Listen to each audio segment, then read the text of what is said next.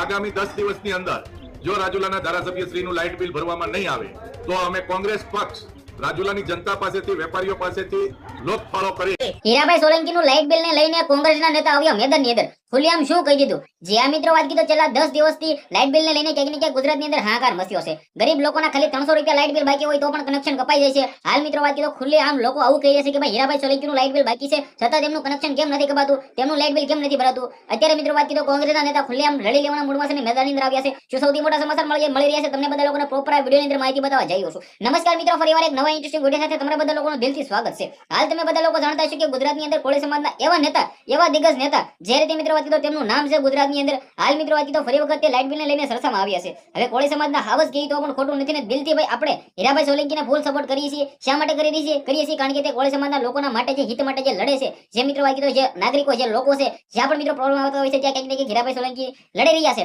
પરંતુ આ લાઇટ બિલને લઈને ક્યાંક ને ક્યાંક આપણે તેમના મિત્રો સપોર્ટમાં નથી, પરંતુ જે રીતે હાલ આ બધું બાકી છે, હું હોય તે હોય ફલાણું જે પણ હોય કઈ ખબર નહીં. પરંતુ અત્યારે કોંગ્રેસના નેતાએ ખુલ્લેઆમ કહ્યું છે કે 10 દિવસની અંદર હીરાભાઈ સોલંકી જો લાઇટ બિલ નહીં ભરે તો આવનારા ટાઈમની અંદર અમે જે આ મિત્રો વાત તો રાજુલાના લોકો પાસેથી કંઈક ને કંઈક ઉઘરાણી આવું કહ્યું છે.